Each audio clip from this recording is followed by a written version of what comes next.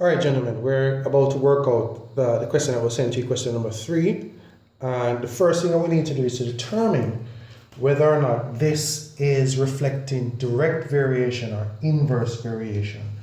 Now, that is very easy to see. Now, remember, with direct variation, when one variable increases, the other variable is supposed to increase, or when one variable decreases, the other variable is supposed to decrease as well.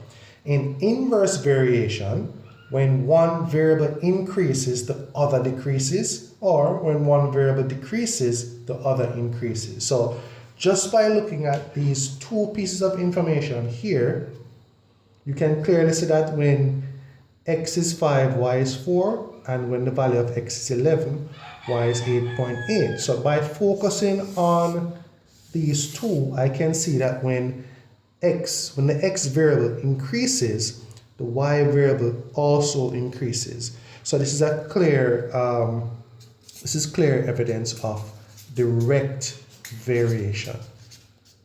Clear evidence of that, direct variation. And the formula for direct variation is y equals kx. So this is clearly direct variation. So the first thing I want to do is focus on this. So I'm going to slide this over here and look at 5.4 and then just show you guys how we deal with that. So seeing that I know that it's direct variation, then the formula is y equals kx. Very, very simple. Now, in order for me to proceed, I have to know what the value of k is, and remember k is a constant of variation. So I'm simply going to use these two to determine what k is. So essentially, when y is 4, x is 5. So 4 comes here for y, and k times 5. All right, because when y is 4, x is 5. Or you can say when x is 5, y is 4. So I can solve for k here. So 4 divided by 5 will be equal to k, and that means the value of k is simply 0.8. So now that we know what the constant of variation is, remember, k refers to the constant of variation. So we know what k is. So we would need to know what k is in order to find a, and you'll see what I mean in a bit. So just before I move on to find the value of a, I just want to make sure that k being 0.8 makes sense with this set of data here. All right, I'm just going to do a double check now. So just checking. All right, so I'm going to do checking here. All right, so again, this is the formula that we're working with because it's direct variation. So I'm just going to determine if I'm going to get 8.8 for y if k is 0.8 as we found here, and in this particular case for x, the value of x is 11. So when you look at it, 0.8 times 11 is going to give us 8.8, and that is what we have right here. So clearly, what that means is that our constant of variation makes sense, and it is in fact correct. So we can move on now to try to find the value of a first of all, and then the value of b. So let's move on with that. So in this particular case, we have the value of x being 20 and the value of y being a, which we need to find. So again, we go back to the formula. Now, what we're given is the value of x, which is 20.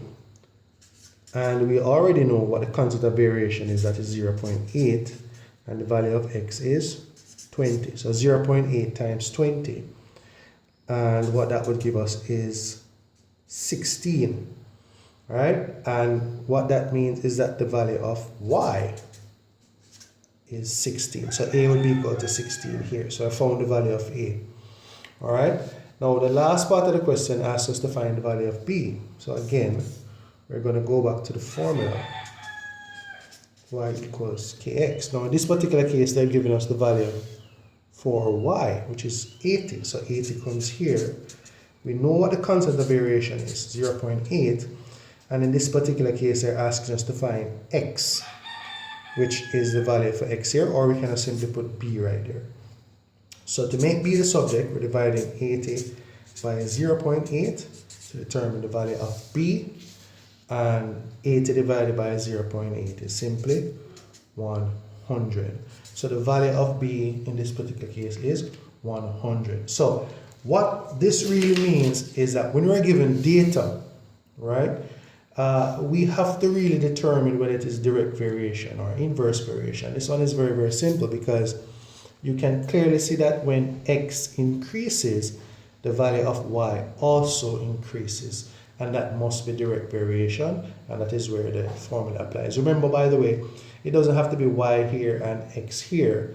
It could have been any two letters that you choose to use, right? Y and x are just kind of standard, essentially, but you could have used p here and q here. It doesn't really matter, because if they didn't have x and y here and p and q, then you'd have to make the adjustment, etc. All right, so these two letters here aren't really that significant.